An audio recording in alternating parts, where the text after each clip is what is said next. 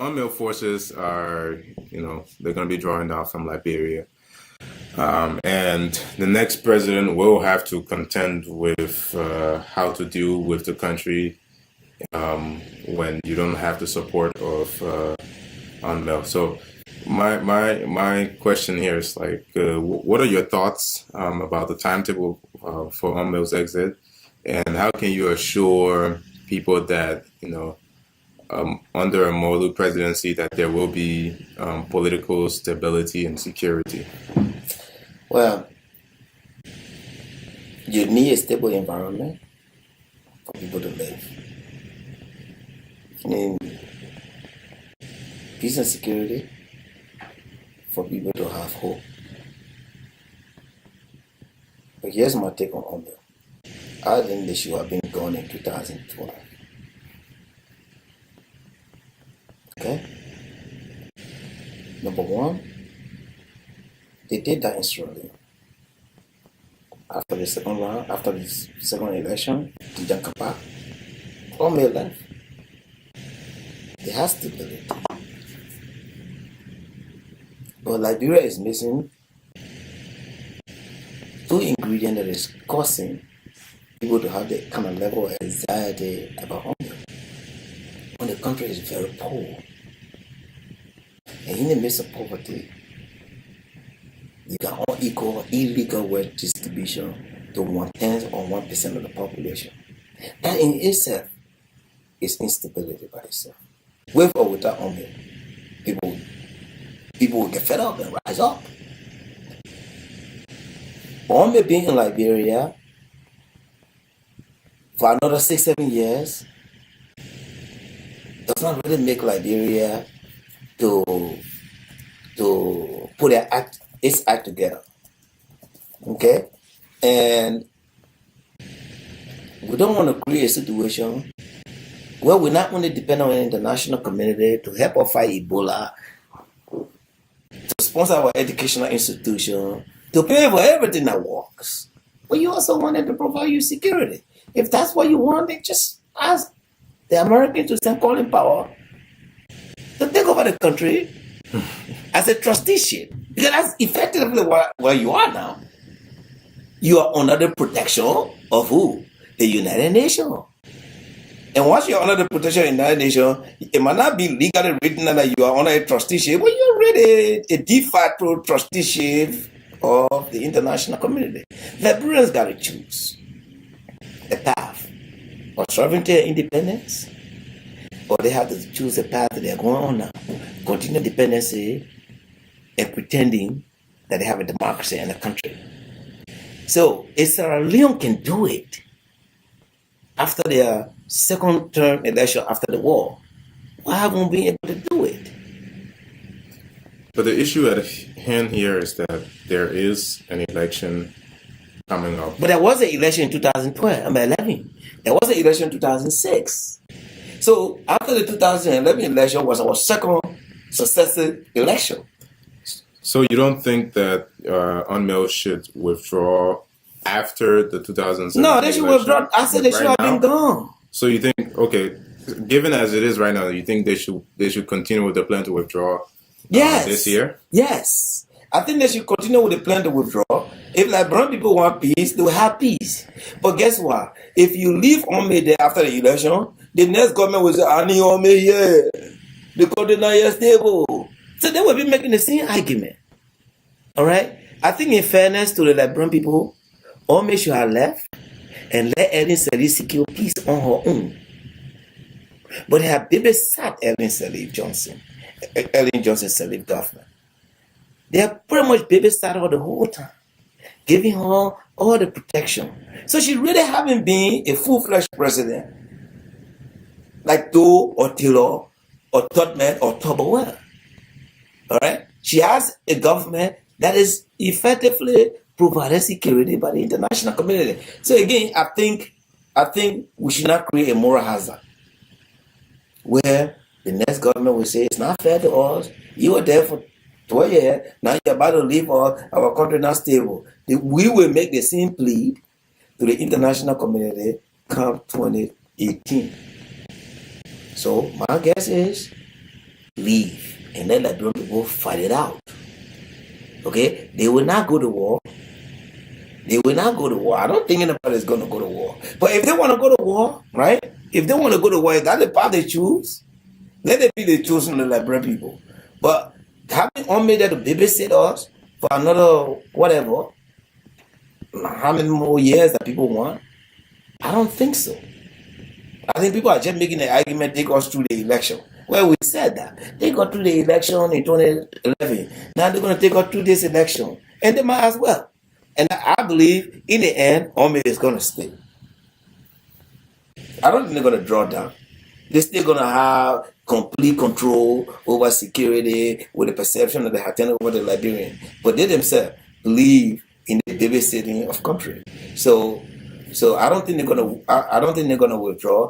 But the fight that Liberians, after almost 12 years of peace, you guys are still begging for Omeo. And even debating the issue that Omeo should stay is a sign of complete disappointment, and that we haven't moved forward an inch.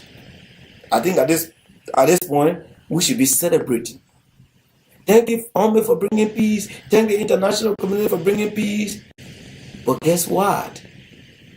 Today, people are angrier than they were in 2005.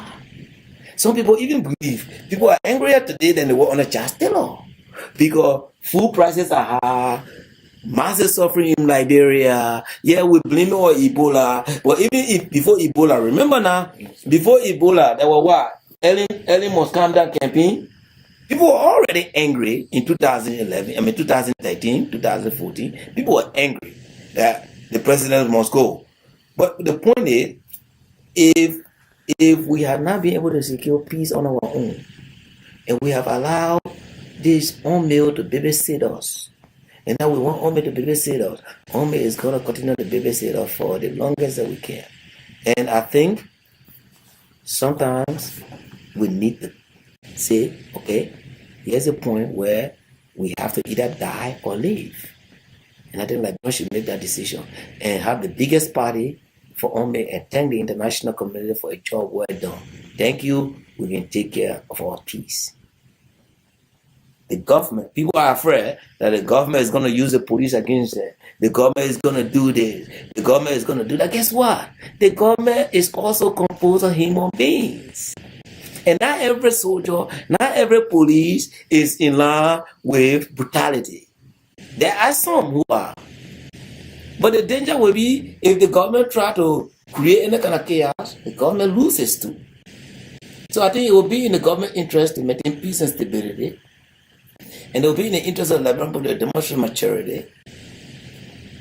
But the question really people are asking, and this is the big elephant in the room, right? People don't want to say it. And I talk to all the politicians. Everybody believe and have already concluded in their mind that there's a fix in the works for the election. As far as they're concerned, Ellen have already decided that she's going to cheat. And they're going to go to war if that happens. So the whole idea of Omeo staying is not so much about individual personal security, but politicians believe that Ellen is going to fix the election, and they should have the forum to dispute, to demonstrate without police brutality.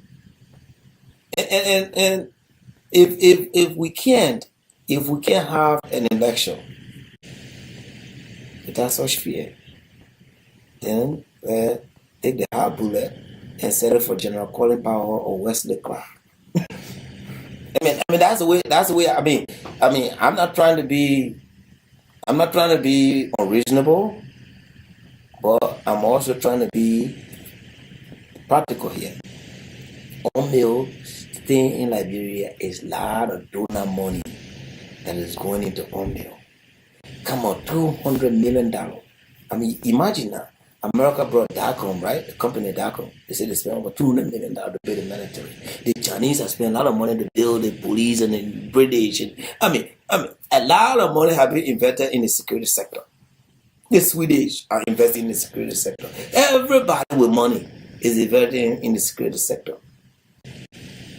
Then after 12 years, we stay whining and complaining about only staying.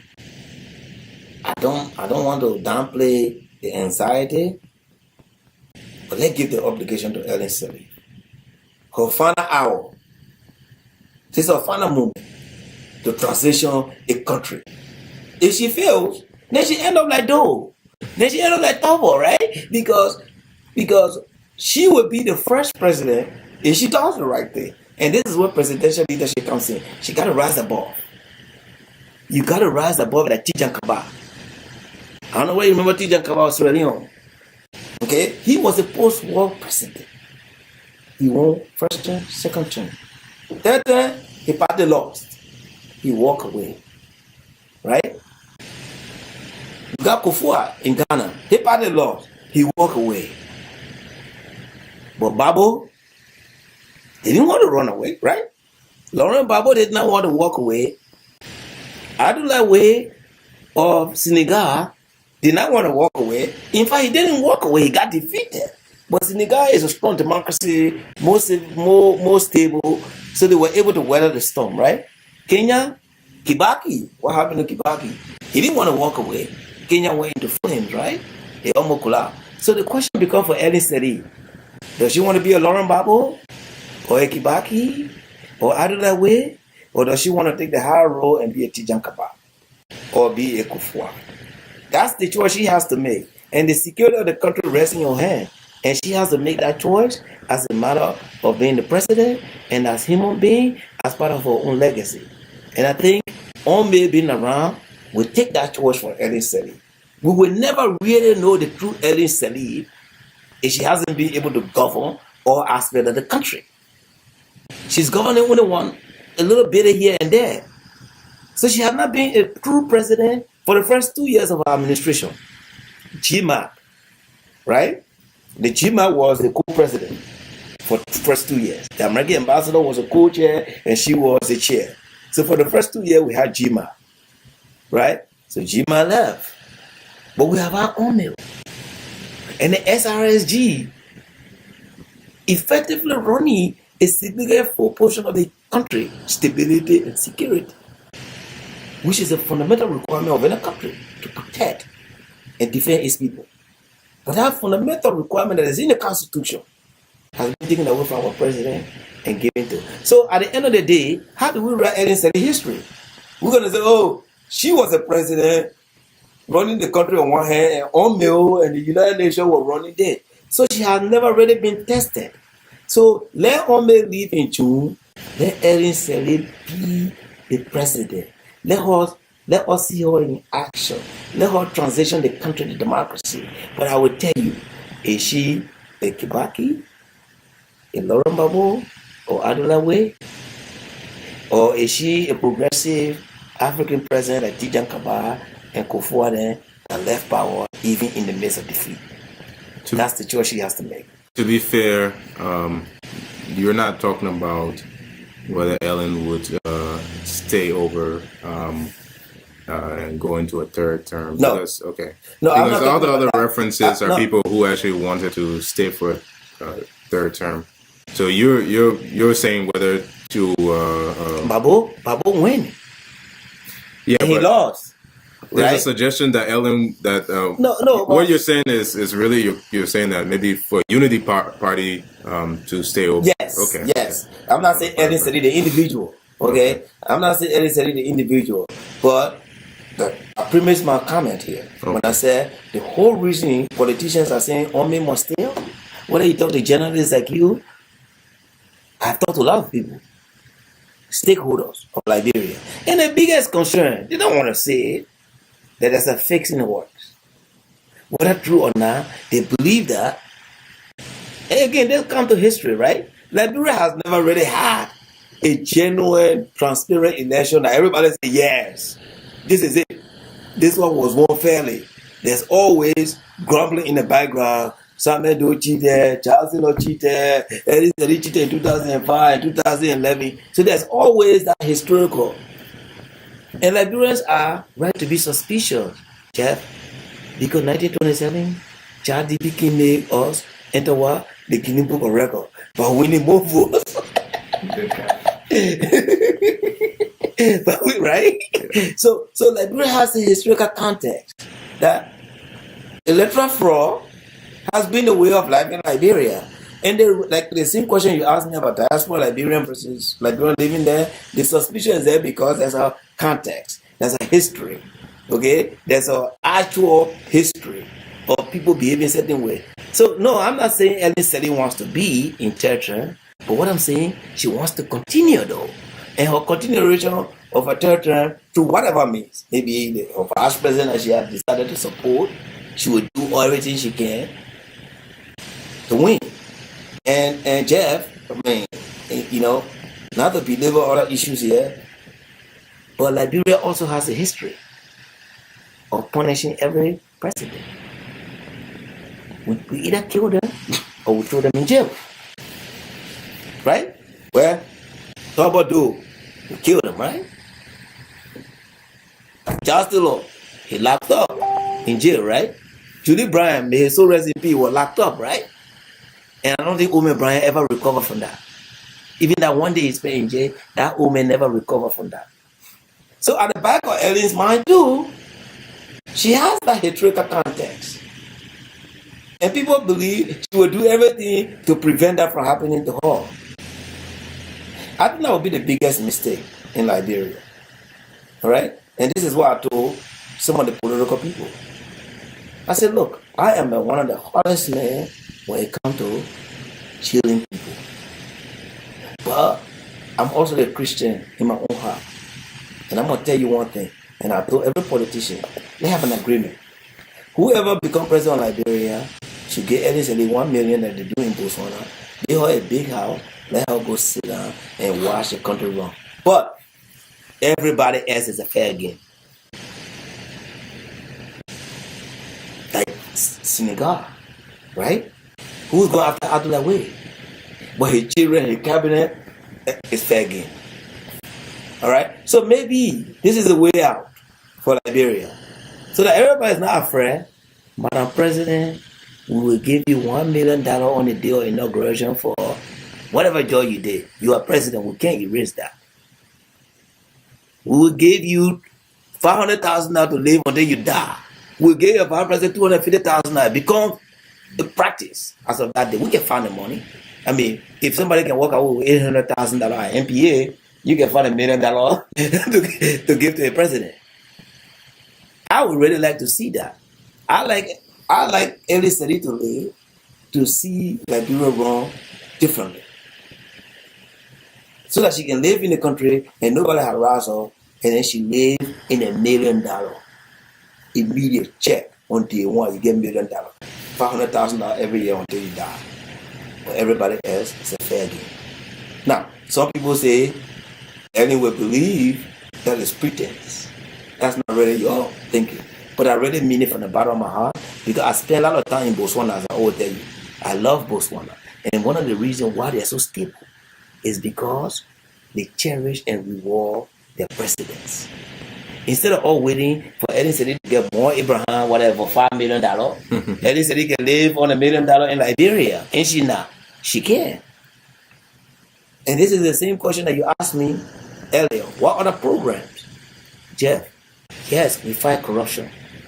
But I'm not naive to also think that unless we can give older generation people a way out. Come on, should Amos Sawyer at 70 years old still be working? No, I mean, Tato Sawyer is a nice guy. I like him, I respect him. He must have got along very well in government. But when I look at them, and all of these people who are working in government, and they're still struggling with young people like you trying to make a living. Must we not have a system that gave older generation people a dignity of life in their final days on this earth? Must they work until they're 100-year-old? I mean, how many of our people have left government and died in peace? I was in Monrovia, I saw Jake Scar. I mean, people putting a picture out there. That's the guy when I was in Liberia as a kid. Everybody scared of the guy. He was a powerful man. When he speak, everybody jitter. You were even more powerful at the same though. But everybody let that poor man die like a nobody. And today, everybody that is in government, before you were born, Jeff, is still trying to remain in government. So when do you come in? So again, corruption has to be fought, and that's the only way we can get the resources to create this kind of platform where people can gracefully exit and build their houses in Duporo and Broadway and Canave and Lofa and Nimba and be able to say, you know what, I did my public service and I'm retiring. And I can bet you a lot of people will be happy and stability will return to Liberia. But now, Jeff, there is no retirement for these people. Okay? You are a senator today, you lose power, you're going to walk the street. You are a minister today, you lose power, you're going to walk the street. So we have to have a way so that people can know, even this great country we live in, America, right? Whether you like it or not, the guy will say, you know what, in the end, I'll get my social security. There are Liberians who work here all their life. Huh? They are still working. They want to retire, but they want their social security to live in Liberia. So America can send in their social security living in Liberia. Liberians who are working the system in the US, today are living in Liberia on social security. So why can't we have a system that grants people that kind of opportunity? Other than that, we'll never get fresh blood in the system. You can't be competing with your father for the same job. You know, it'll be hard for you to take job from your old man. So, and the more older people remain in the system, they're tired, they're just there because they gotta live. So you have no innovation in the system. So one of the things that we will be doing and I will be pushing is how do we have a retirement system, whether like they have in South Africa or in Chile, or looking at Chile, a Ashigo system where people can actually be able to live a life in Liberia. You know, and Jeff, you know, again, let me punctuate all of this by saying every Liberian is not corrupt. Every Liberian is not corrupt. Because I'm a Liberian. I know I'm not corrupt. No, I don't think. I know I'm not corrupt. Every Liberian is not corrupt. We make the mistake and say, this I've been here since J.J. Rabotan. Oh, everybody is corrupt. No, every Liberian is not corrupt. Number two, point I want to take away. Number two, it is not the obligation of every Liberian to fight corruption. It is the obligation of the government that is paid to fight corruption. If a Liberian want to help in fighting corruption, more the better. But for people to say the fight of corruption is everybody fight. No. Jeff, soon you start to say it's everybody fight, that means a losing end. It's a losing game. If you say everybody is corrupt, or Liberia has always been corrupt, all of these languages is justification for why the system should remain the way it is. And you know, and I know, in this country, right? I'm not responsible to fight corruption. If I fight corruption and I fight corruption, and they have a whistleblower in America, what did they do? They reward me for reporting. If the government can recover, I get a percentage. So if it was my obligation, why would the government be rewarding me? So I think our president, and sometimes even the international people, they like to say corruption is everybody's fight. No, it's not. I was paid as Auditor General to fight corruption. Jeff, you and I never share. Did you ever get a dollar on my 15,000? No, you didn't. So I'm getting paid to fight corruption. You're not getting paid, but they say you are responsible to fight corruption. No. So everybody is not corrupt.